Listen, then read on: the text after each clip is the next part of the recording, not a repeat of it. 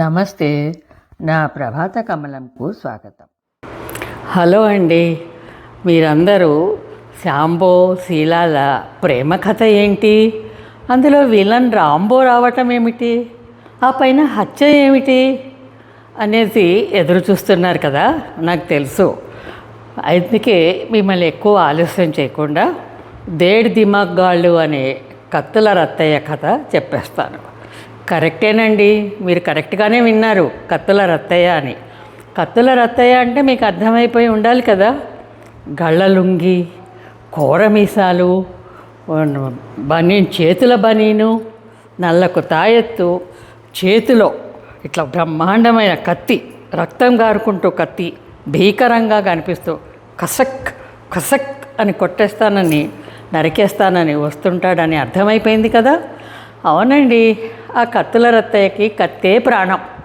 ఆ కత్తి లేకుండా ముద్ద దిగదు, స్నానము చేయడు వాడు, అంతే.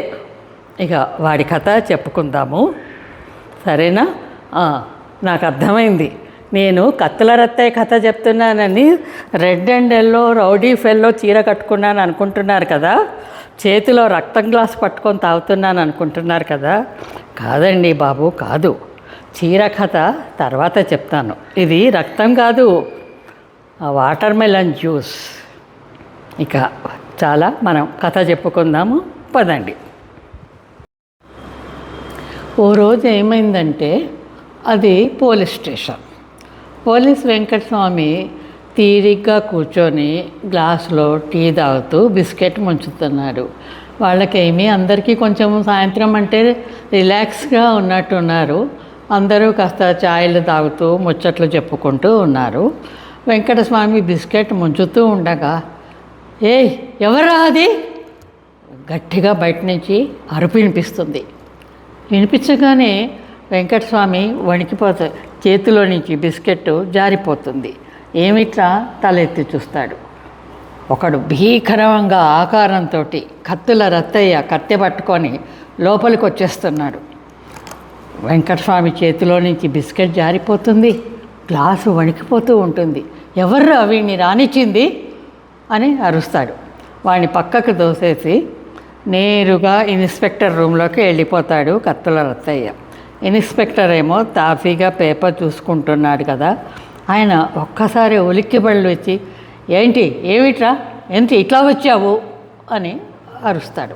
రత్తయ్య కోపంగా, నాకు న్యాయం జరగాలి సార్ అంటాడు. ఏమైందిరా అని అడుగుతాడు ఇన్స్పెక్టర్. అప్పటికి కాస్త తమాయించుకొని పోలీసులందరూ కూడా వంగి తొంగి చూస్తుంటారు. ఏంటబ్బా, ఎవరైనా సరే మర్డర్ చేసి కత్తి పట్టుకొని వచ్చి మాకు న్యాయం కావాలి అని అడుగుతారా అని ఆశ్చర్యపోతూ చూస్తుంటారు.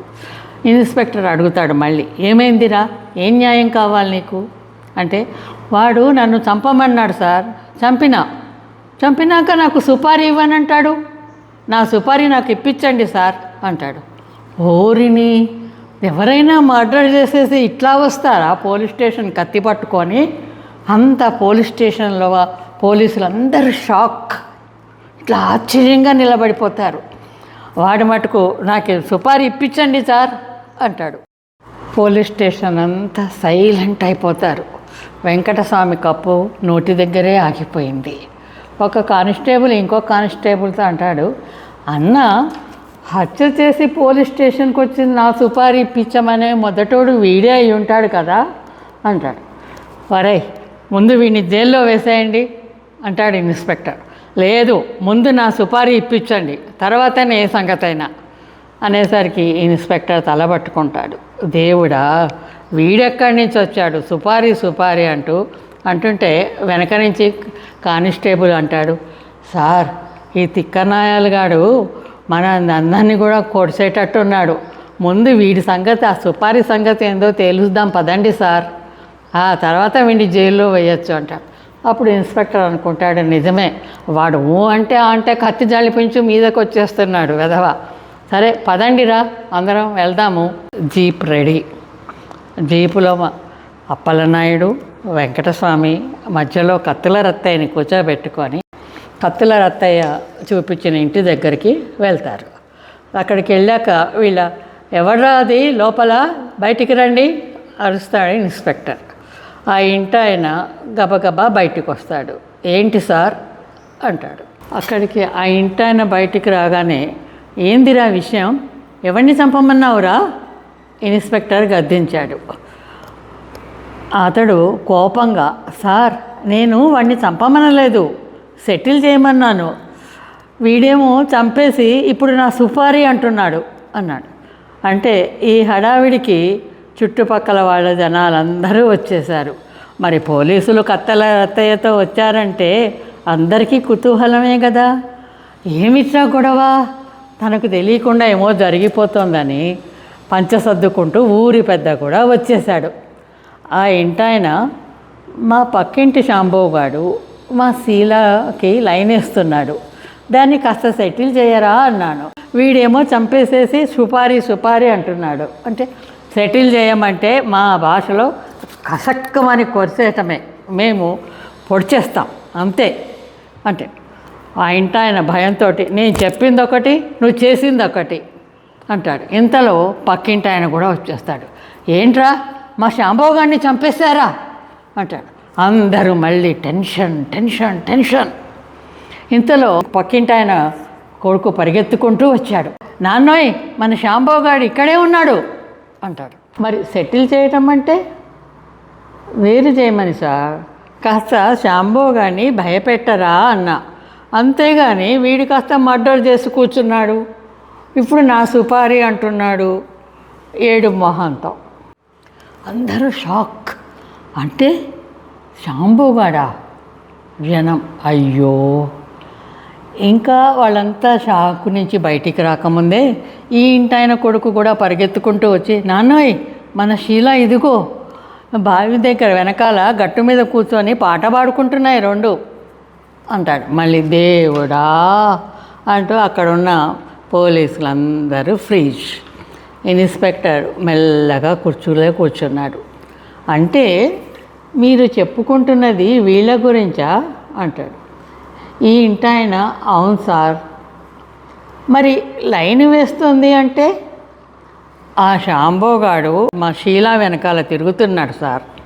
ఇప్పుడు మీరే విన్నారు కదా, బావి వెనకకు తీసుకుపోయి మా పాటలు పాడుతున్నాడని. శాంభోను కోపంగా చూస్తూ పళ్ళు పటపటలాడించేశాడు పక్కింటి ఆయన. చూడండి సార్, ఆ వగలాడి శీలాన్ని చూడండి, మా శాంభోగాడి వైపు ఎంత లైన్ వేస్తుందో, ముందు దాన్ని సెటిల్ చేయమనండి అన్నాడా పక్కింటోడు. ముందు మీరు నోరు మొయ్యండిరా ఇన్స్పెక్టర్ గద్దించాడు. పోలీసులందరూ రత్తయ్య వైపు చూశారు.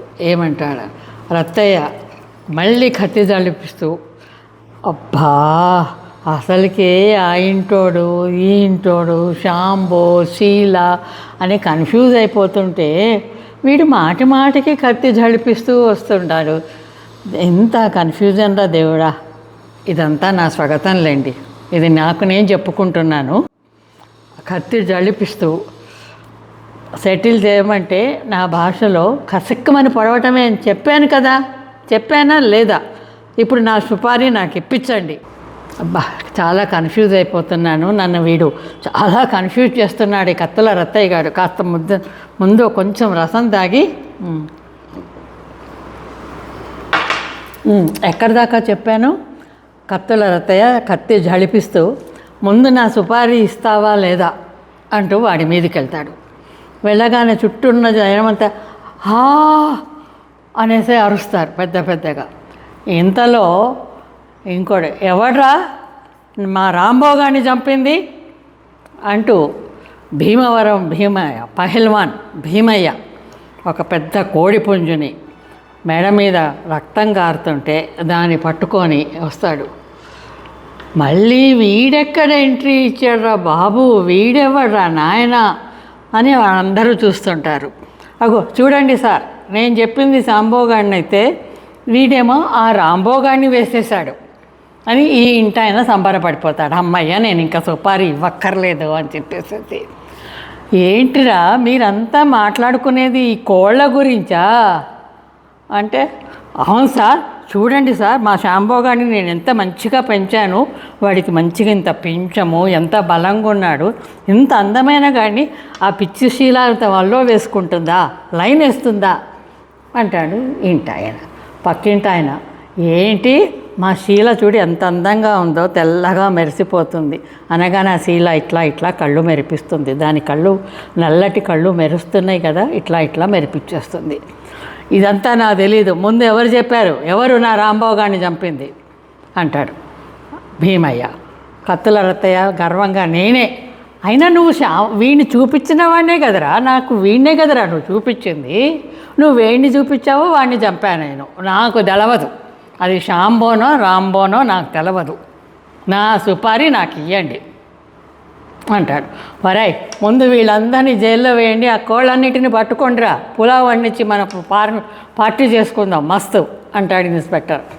బాబాయ్, వీళ్ళందరూ ఎక్కడ తలతిక్కలగాలో ఏమో, ఆ రాంబో గారి సంగతి తర్వాత చూద్దామని అక్కడ భీమయ్య ఏం చేస్తాడు, వాడిని సంకలు రాంబోని సంకలో వేసుకొని ఈ ఇంటోండి ఆ ఇంటోండి కత్తుల రత్తయ్యని మీ సంగతి తర్వాత చెప్తారా చూసుకుందాం అనుకుంటూ వాళ్ళు వెళ్ళిపోతారు. శాంబో కానీ శ్రీలో కానీ గట్టిగా పట్టేసుకుంటారు ఇంటాయ. వాళ్ళ కోళ్ళ సంగతి తేలింది, ముందు నా సుపారీ సంగతి తేల్చండి సార్. అవును కదా పాపం, ఎంత అన్యాయం కదా వాడికి, వీడు చూపించాడు వాడు వేశాడు, వాడు శాంబోగాడో రాంబోగాడో ఎవడైతే ఏంటి, వాడి డ్యూటీ వాడు చేశాడు, ఇటు కోళ్ళు బాయే అటు సుపారీ పోయే, అయితే ఎట్లా సార్, నా సుపారీ ఇప్పించండి అంటాడు. ముందు నిన్ను జైల్లో కాదు, సుపారీ ఇప్పించడం కాదు సార్, మీడియా వాళ్ళు కూడా వచ్చేస్తున్నారు. వెనక నుంచి వెంకటస్వామి అప్పలస్వామి అరుస్తారు. ఓరి దేవుడా, ఈ మీడియా వాళ్ళు కూడా వచ్చారంటే ఇక మన పని అయినట్టే, ముందు పదండి వీడిని తీసుకుపోయి పచ్చాసుపత్రిలో వేసేద్దాం అంటాడు ఇన్స్పెక్టర్. సో ఇదండి సంగతి. అది కోళ్ళ సంగతి అయింది. పాపం ఇన్స్పెక్టర్ టైం అంతా వేస్ట్ అయిపోయింది. వాడిని జైల్లో వేశాడో పిచ్చాసుపత్రిలో వేశారో, అసలు ఇన్స్పెక్టర్కే పిచ్చెక్కిందో అవన్నీ తర్వాత సంగతి. కానీ మనము ఏదైనా మాట్లాడేటప్పుడు ప్రాపర్గా మాట్లాడాలి, క్లియర్గా మాట్లాడాలి, మన మాటలతోటి మన్నలను పొందాలి అని. ఎప్పుడు మనము ఏ మాట మాట్లాడినా క్లియర్గా అర్థమయ్యేటట్టుగా ఎదుటి వాళ్ళకి మాట్లాడాలి. లేకపోతే ఇట్లా శాంబోగాడు రాంబోగాడు శీల పోలీసు ఇట్లా కన్ఫ్యూజన్ అయిపోతుంది. కోడి గొడవ కాస్త మర్డర్ కేసు దాకా పోతాయి మాటలు. మనం ఎప్పుడైనా కూడా తక్కువగా మాట్లాడాలి, ఎక్కువగా వినాలి. అందుకే మనకు భగవంతుడు నోరు ఒక్కటే ఇచ్చాడు, చెవులు 2 ఇచ్చాడు. అలాగే ఎవరన్నా ఏదన్నా మనకు చెప్తే అవసరమైతే వినాలి, మనసులో ఉంచుకోవాలి, లేదా అనవసరమైంది ఈ చెవిలో విని ఈ చెవిలో నుంచి బయటికి పంపించేసేయాలి. సరేనా?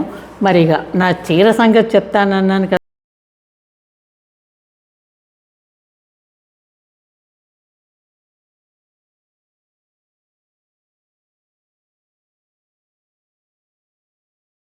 చెప్పాలనే red and yellow rowdy fellow చీర కట్టుకోవటమే కాదు, దానికోసమని కూడా కట్టుకోలేదు. ఈ చీర ఎందుకు కట్టుకున్నానో చెప్తాను.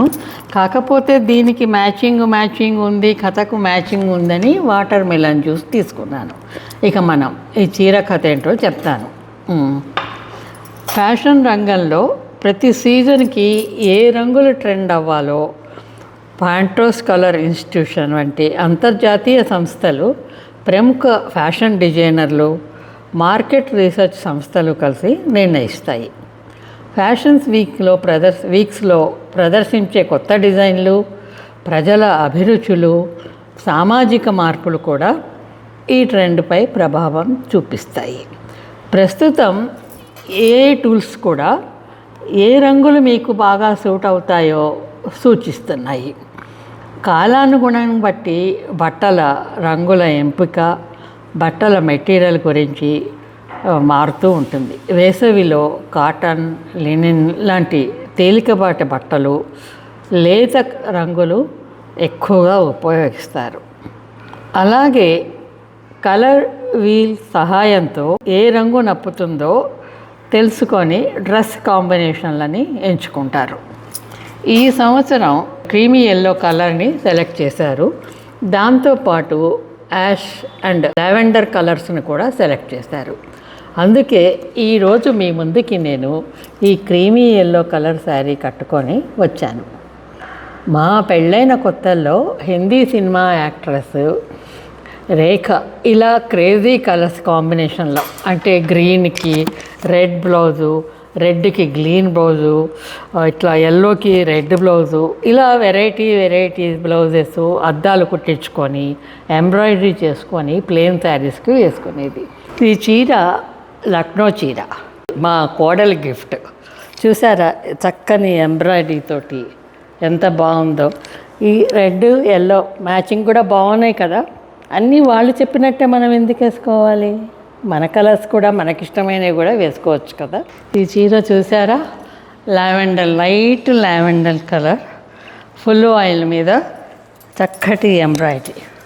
ఇది మా చెల్లెలి అత్తగారు చేశారు ఈ ఎంబ్రాయిడరీ. చూడండి ఎంత బాగా కనిపిస్తుందో. ఇక్కడ నుంచి ఇక్కడ వరకు ఇట్లాగా ఇలా ఇక్కడ అన్నీ ఇట్లా కలర్స్ తోటి ఇదో చూడండి. ఇక్కడ గ్రీన్ వేశారు, ఇక్కడ రెడ్ వేశారు, ఇక్కడేమో ఎల్లో వేశారు. చాలా ఎంత నీట్గా చేశారు కదా ఎంబ్రాయిడరీ. ఆ రోజులలో మేము ఇట్లా plain half voile, full voile, ruby plain చీరల మీద ఎంబ్రాయిడరీనో అద్దాలో లేకపోతే మంచి బార్డర్ వేసుకునేవాళ్ళం. దీనికి నేను లక్నో వర్క్ చేసిన స్లీవ్లెస్ బ్లౌజ్ని జత చేశాను. మరి కొంచెం రోహిణి కట్టే కదా, కాస్త ఇలా ఉంటే బాగుంటుందని. మీకు క్విజ్, ఆ రోజులలో అంటే హాఫ్ వాయిల్, ఫుల్ వాయిల్ ఇట్లా ఎంబ్రాయిడరీ చేసి వేసుకుంటున్న రోజులలో అంటే ఏ రోజులు అయి ఉంటాయి? ఇది ఎంత పాత చీర అయి ఉంటుంది ఊహించండి చూద్దాం. అంతేకాదు మన ఇటు తెలంగాణ వైపు కరీంనగర్, వరంగల్ అటు సైడ్ ఆ రోజులలో చాలా ఎక్కువ వేసుకునేవారు. ఇట్లా బార్డర్స్ ఇట్లా రకరకాలుగా కుట్టేవారు. వాళ్ళందరూ లేడీస్ కుడుతూనే ఉండేవారు ఎంబ్రాయిడరీ బ్లౌజెస్ మీద అదంతా. అప్పట్లో ఇటువైపు ఎక్కువగా హైదరాబాదు, వరంగల్, కరీంనగరు అటువైపు ఈ ఎంబ్రాయిడరీ వర్క్ చాలా ఎక్కువగా ఉండేది. ఈ మధ్య మా మనవరాలు పెళ్ళయింది. ఆ పెళ్ళిలో మా అమ్మాయి శ్రావణ మంగళవారం నోము నాకు తీర్చుకుంది. అప్పుడు ఈ చీర పెట్టింది. ఇది లేత peach colour, one of my favourite colour. తర్వాత లినిన్ క్లాత్ ఎంత లైట్గా ఎంత హాయిగా ఉందంటే చూడండి ఎంత చక్కగా చిలుకలు, లతలు, పూలు, అసలు కట్టుకుంటేనే ఏదో ఒక పూల తోటలో మనము విహరించినట్టుగా ఉంది. చాలా అందంగా బాగుంది కదా. ఈ చీర మంగళగిరి చీర, సీకోనో కాటోనో నాకు తెలియదు, కానీ మంచి లేత నీలం రంగు, యాష్ కలరు కలిసిన అందమైన రంగు. చీర మధ్య మధ్య అక్కడక్కడ వెండి జరీ బూటాలు, వెండి అంచుతో చాలా లైట్గా మెత్తగా ఉంది. ఈజీగా కట్టుకునేటట్టుగా ఉంది. ఇది మన శుభ గిఫ్ట్. నీ చీరలన్నీ నీ నియర్ అండ్ డియర్ వాళ్ళ కట్టసీయేనా, నువ్వేం కొనుక్కోలేదా అని అనుకుంటున్నారేమో. జోక్ అనాలండి, ఎవరు అనుకోరు. కానీ ఈ చీర చూసారా, తెల్లని వెన్నెలతోటి మల్లెపూలతోటి పోటీ పడే ఈ గుంటూరు జరీ చీర మా ఏమండి గారు దాదాపు ఐ థింక్ 12-15 ఏళ్ల క్రితము గుంటూరు బ్రిడ్జ్ టోర్నమెంట్ కోసం వెళ్ళినప్పుడు కొనుక్కున్నాను. అచ్చంగా నేనే కొనుక్కున్నానండోయ్. ఇది ఎవరు కొనిచ్చింది కాదు, నా ఫేవరెట్ కలర్ వైట్ కలర్, నా ఫేవరెట్ కలర్. సరే, ఈ బ్లౌజ్ చూసారా, చుక్కల బ్లౌజు, వెన్నెలతో సయ్యాటలాడుతున్న చుక్కల్లాగా బాగున్నాయి కదా. అందరూ ఏమో యాక్సెసరీస్ మ్యాచ్ చేస్తారు, గొలుసులు అంటారు, అవంటారు. మరి నేనైతే డ్రింక్స్ మ్యాచ్ చేస్తున్నాను. ఇందాక వాటర్ మిలను, ఇప్పుడేమో మజ్జిగ తాగుతున్నాను. ఏదో ఈ పూలు చూసారా, ఇది అక్కడ అమెరికాలో వీటిని ఏం పూలు అంటారో నాకు మర్చిపోయాను, కానీ నేనైతే వీటికి గులేబా కావాలి అని పెట్టుకున్నాను. నాకు చాలా నచ్చాయి ఈ పూలు. నచ్చితే అప్పుడు మా కోడలు ఇట్లా ప్లాస్టిక్ కూడా ఉంటాయని నాకు కొనిచ్చింది అవి. సో ఈ ఎండాకాలం రోహిణీ కార్తెలో ఇట్లా లైట్ కలర్ బట్టలు లెనిన్వి కాటన్వి వేసుకోండి. ఇట్లా కూల్ డ్రింక్స్ ఇంట్లో చేసుకొని తాగండి. Be happy, be healthy.